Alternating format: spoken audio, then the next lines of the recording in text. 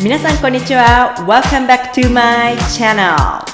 Today I'm diving into Japanese unique things that can leave foreign tourists feeling shocked, surprised, even a bit uncomfortable. Whether you are planning to visit Japan or just curious about Japanese culture, this video is perfect for you. I'm going to offer insights that will not only help you understand why behind these practices, but also ensure you navigate them with ease, minimize stress, and more fun while in Japan. Let's get started.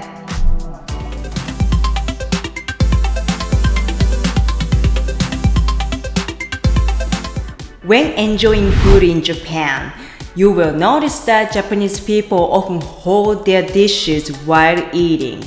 At first glance, you might think it's bad table manner.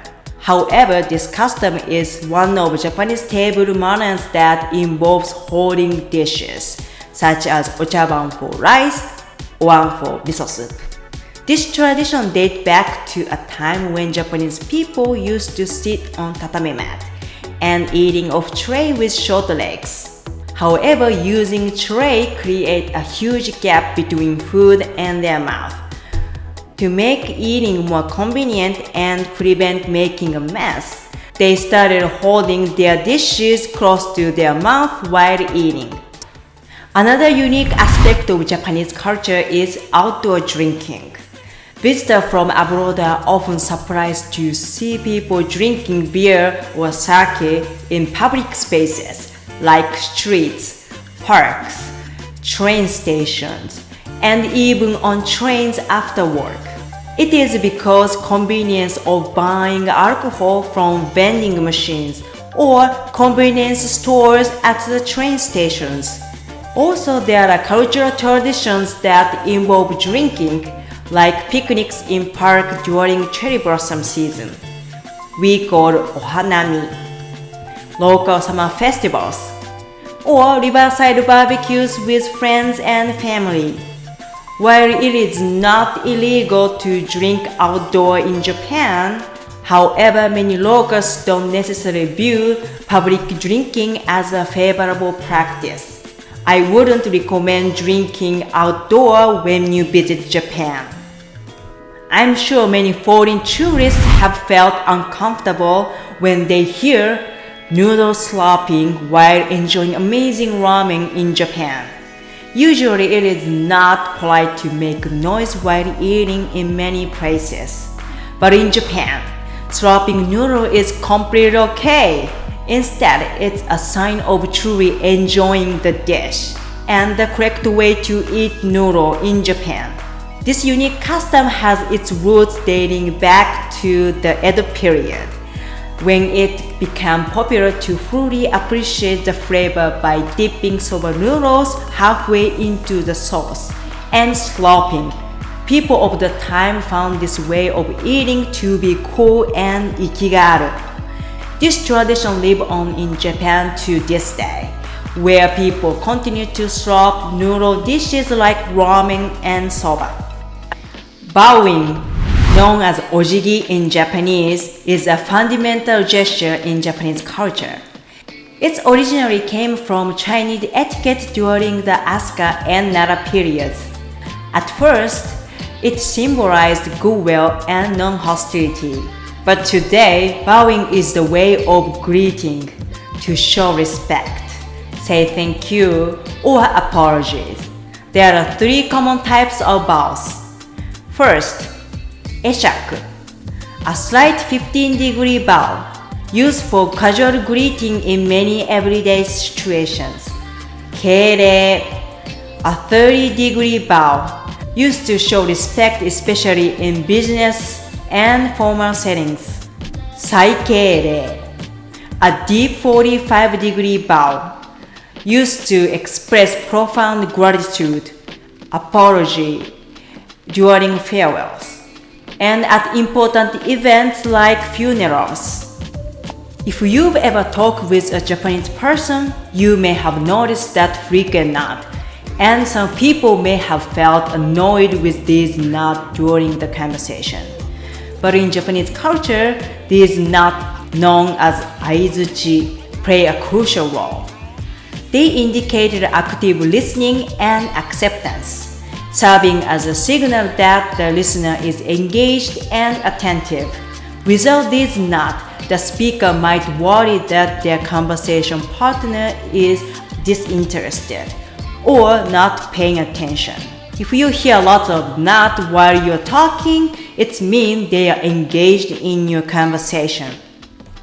In Japan, we have Inkan or hanko, also known as shields, which serve as signatures.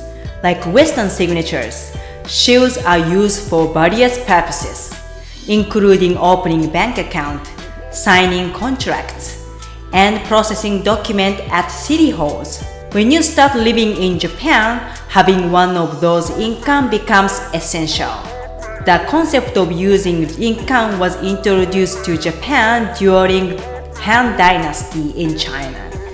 And the oldest existing Japanese Inkan, the golden shield of Kan no Wano Nano Kokuo, king of Na Gold Shield, was a gift from a Chinese emperor. Over time, Japan developed its unique Inkan culture, which eventually leads to the establishment of the current Inkan registration system during the Meiji period. Have you ever wondered why Japanese elementary school students often commute to school on their own? In Japan, it is not common for parents to take and pick up their kids from school. There are two key reasons for this practice. First, the Japanese education system places a strong emphasis on fostering children's independence from a young age. Second, during the commute times, there is typically adult supervision provided volunteer parents or guardians, and older students often assist younger ones.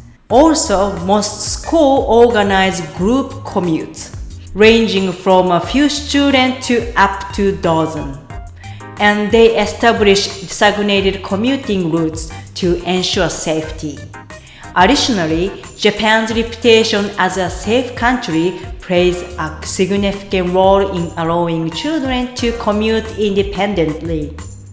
Now let's discuss the unique practice of student cleaning school in Japan. You may have heard that Japanese students clean their school themselves.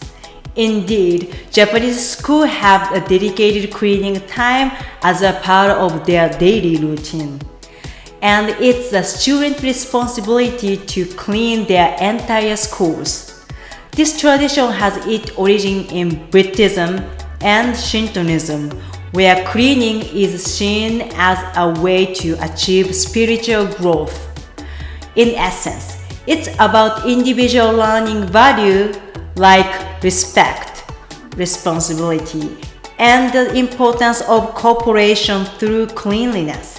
This concept has been an integral part of Japanese culture for many years. Despite being a highly developed country, many Japanese households still choose to hang their laundry outdoors. You've probably seen it in those Japanese detergent commercials where people are happily hanging their laundry in open air.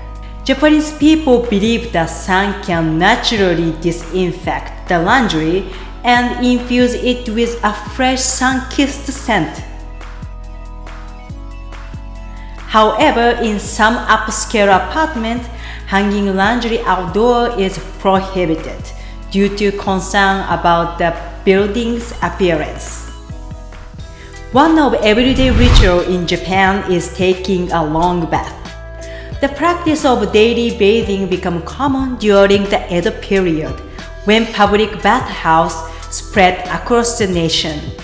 In Showa era, with improvements in water and gas infrastructure, daily home baths became widespread and people began taking a long bath at home every night in Japan.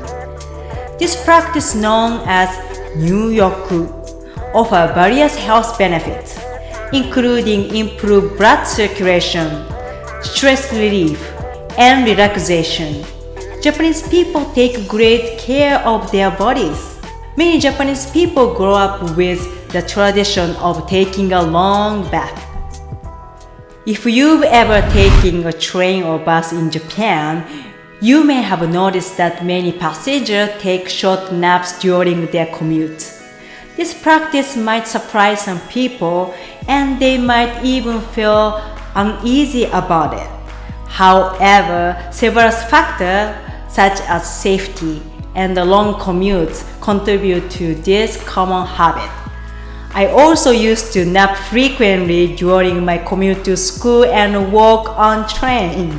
It's entirely normal to see people dozing off, sometimes leaning on other passengers, or waking up just seconds before their stop. This behavior can be a bit funny and perplexing for visitors, but for Japanese people, it's a very usual part of daily life. If you've traveled on Japanese trains, you might have noticed that Japanese people are very quiet on the train, and it's considered rude to talk on the phone. While non-verbal smartphone activities like playing games or watching YouTube with headphones are acceptable, but making a phone call can be disturb other passengers. Interestingly, research suggests that overhearing unintelligible conversation, such as someone talking on the phone, can be more stressful than hearing normal conversation. So, it is best to keep quiet on the train. Visitors to Japan may have noticed that scarcity of public gomibako, trash can in the streets, which can be quite puzzling. However, there is a good reason for this practice. It's part of Japan's counter-terrorism effort, cost reduction in waste disposal, and prevention of scavenging by crows and cats. Additionally, Japan has a strong cultural emphasis on personal responsibility for waste management. From a young age, Japanese children are taught to take their trash home with them if they can't find trash can. And they separate trash into categories like 燃えるゴミ、燃えないゴミ、資源ゴミ. So when you're in Japan, remember to carry your trash with you and avoid littering. Ensure separate your trash correctly. Let's be respectful to help keep Japan clean. Now you know some of Japanese unique customs. Whether you're a future visitor or just curious learner, embracing these traditions can make your journey in Japan even more enjoyable. I hope you enjoyed my video. If you enjoyed my video and if you want to explore more fun things about Japan, remember to subscribe to my channel and hit the notification bell. I love to hear your thoughts. Please leave a comment down below and let me know what you would like to see in my future video. Thank you for watching. Stay tuned for upcoming video. ではまた。